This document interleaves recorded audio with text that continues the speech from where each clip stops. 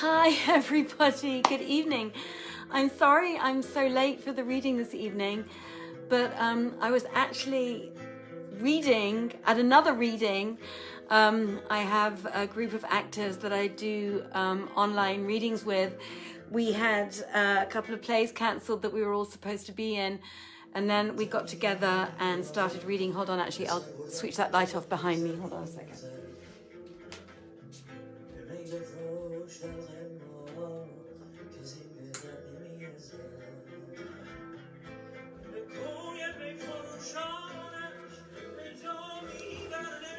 But it is very lovely to still manage to catch up and be with you this evening.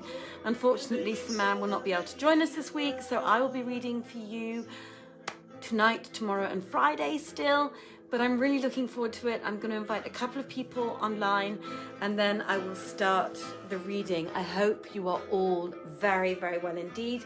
Please enjoy the music of Kamyab Sadiri while I invite a couple of groups online.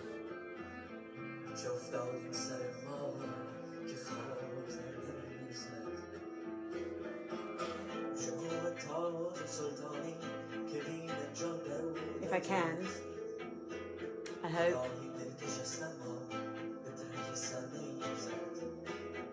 So I'm still really psyched. I've just read the most amazing play. It was so beautiful. It was so moving, really fantastic.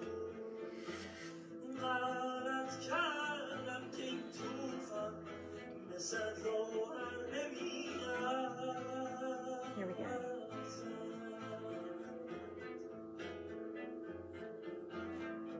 Change.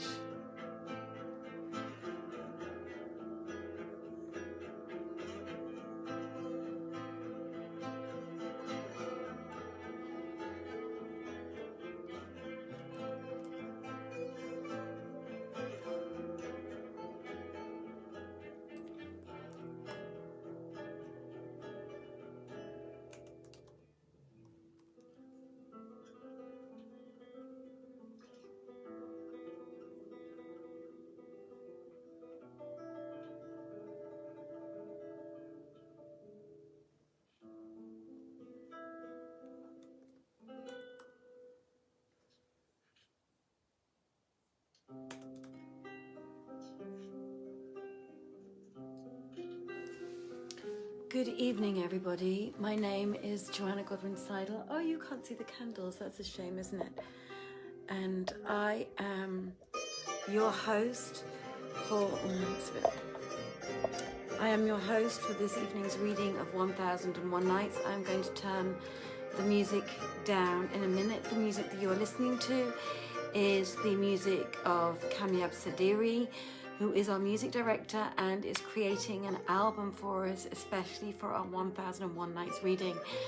And just to let you know now, already before I start the reading, on the 20th of March 2021, it'll be our 1-year anniversary of reading these readings of 1001 Nights, which we started in the first lockdown in Vienna in Austria.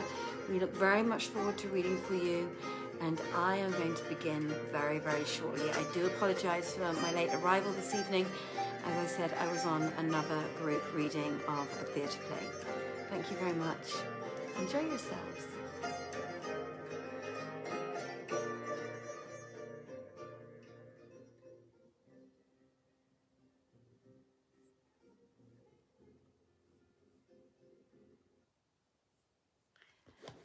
So I've put Kamyab on pause. We can listen to him at the end as I leave you. Now, when it was the 334th night, Scheherazade said, "It hath reached me, O auspicious king," that Jubayr continued. So I cried to her, "Repeat the couplets and the air," but she would not. Whereupon I bade the boatmen pelt her with oranges, and they pelted her till we feared her boat would founder. Then she went away. And this is how the love was transformed from her heart to mine.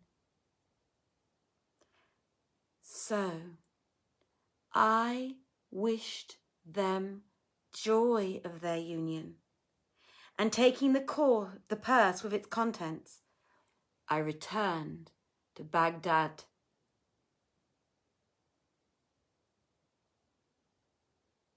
Now, when the Caliph heard Ibn Mansur's story, his heart was lightened, and the restlessness and oppression from which he suffered forsook him.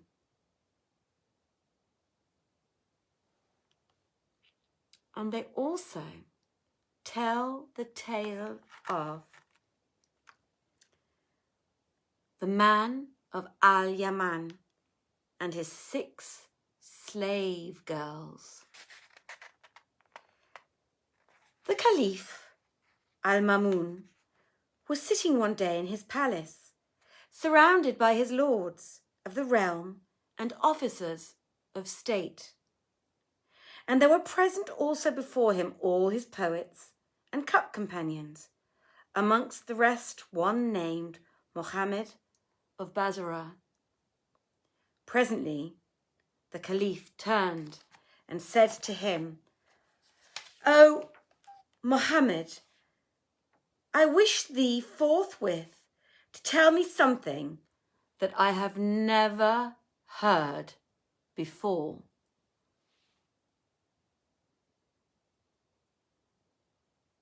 He replied, "O Commander of the Faithful, dost thou wish me to tell thee a thing that I have heard with my ears, or a thing that I have seen with my eyes?"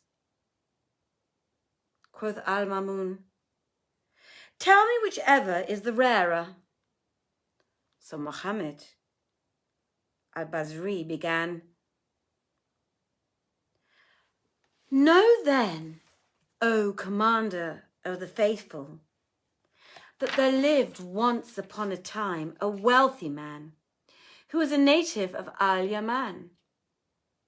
But he emigrated from his native land and came to this city of Baghdad, whose sojourn so pleased him that he transported hither his family and possessions.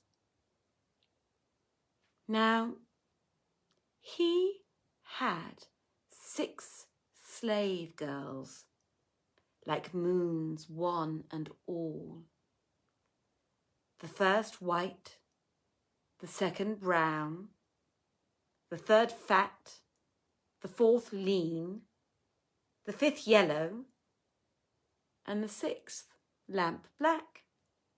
And all 6 were comely of countenance, and perfect in accomplishments, and skilled in the arts of singing and playing upon musical instruments.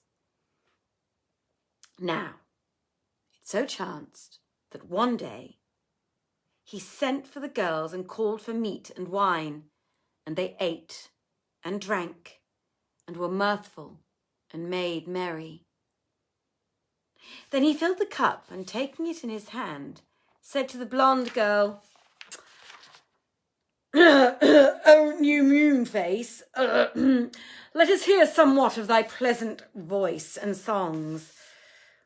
So she took the lute and, tuning it, made music thereon with such sweet melody that the place danced with glee, after which she played a lively measure and sang these couplets.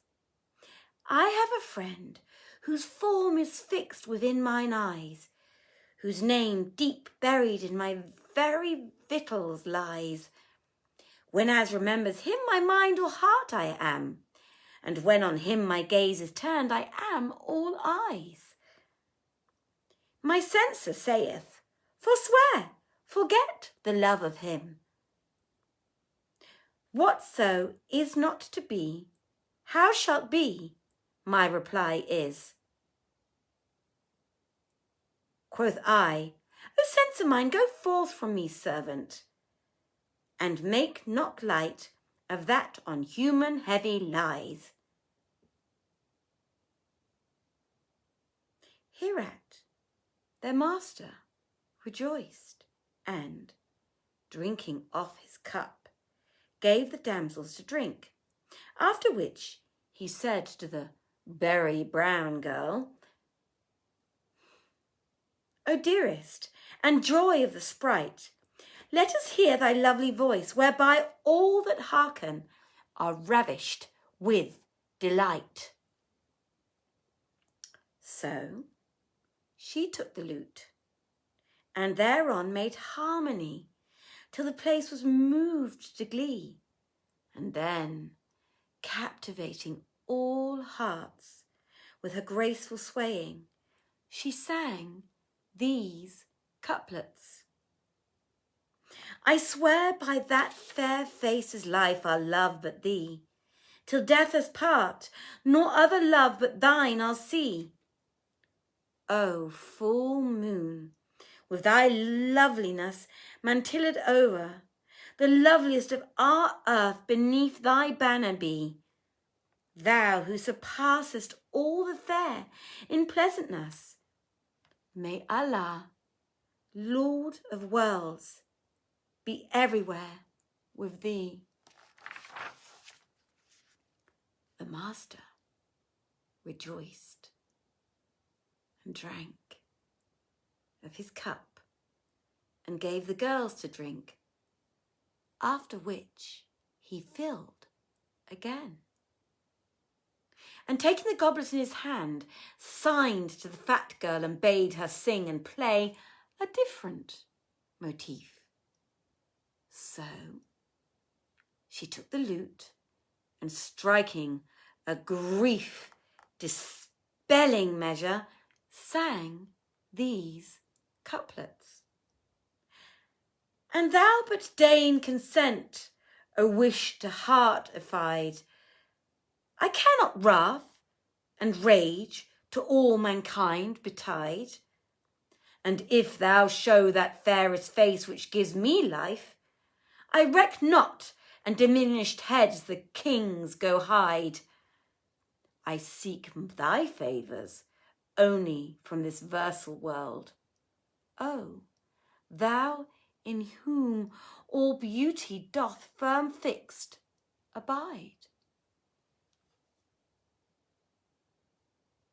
The man rejoiced and, emptying his cup, gave the girls to drink. Then he signed to the thin girl and said to her, "O Houri of paradise, feed thou our ears with sweet words and sound." So she took the lute and, tuning it, preluded and sang these two couplets. "Say me on Allah's path, hast death not dealt to me, turning from me while I to thee turn patiently? Say me, is there no judge of love to judge us twain? And do me justice, wronged mine enemy by thee?" Their lord rejoiced and, emptying the cup, gave the girls to drink.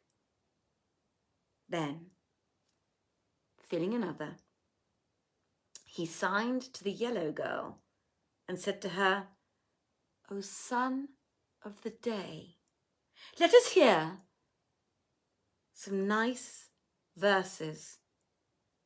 So she took the lute and, preluding after the goodliest fashion, sang these couplets. "I have a lover, and when drawing him, he draws on me a sword blade glancing grim. Allah avenge some little of his wrongs, who holds my heart, yet wreaks o' bearing whim. Oft though I say, renounce him, heart, yet heart will to none other turn excepting him. He is my wish and will of all men, but fate's envious hand to me's I grudging him." The master rejoiced and drank and gave the girls to drink. Then he filled the cup and taking it in hand, signed to the black girl, saying, "O pupil of the eye, let us have a taste of thy quality, even if it were but 2 words." So she took the lute, and tuning it and tightening the strings, preluded in various modes, then returned to the first and sang to a lively air these couplets. "O ye, mine eyes, let prodigal tears go free. This ecstasy would see my being unbe. All ecstasies I dree for sake of friend. I fondle maugre envy's jealousy. Censors forbid me from his rosy cheek, yet ear inclines my heart to rosary. Cups of pure wine time was whence secuting. In joy, what time the lute sang melody. Well kept his troth the friend who madded me, yet made me rising star of bliss to see. But with time turned he not by sin of mine, then such a turn can aught more bitter be?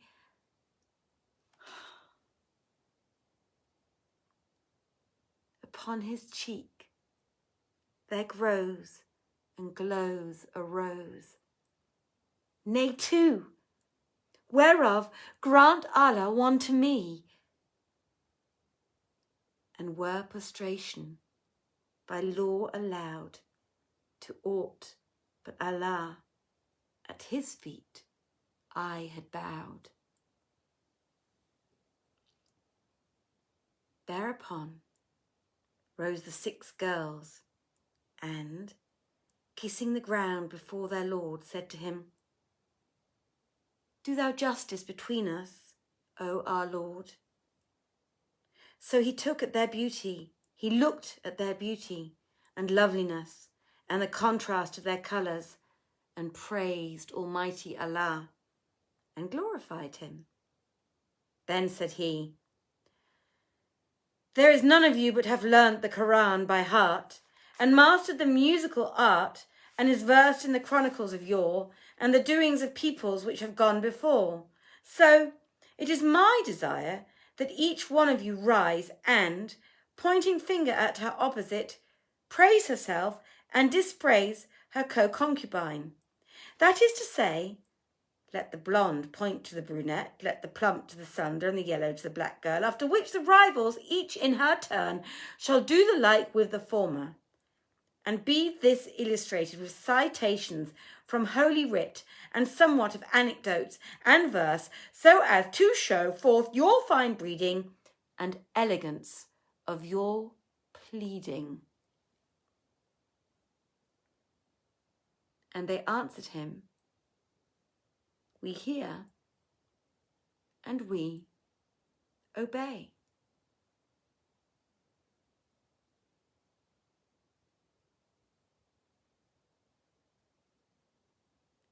And Shahrazad perceived the dawn of day, and ceased saying her permitted say.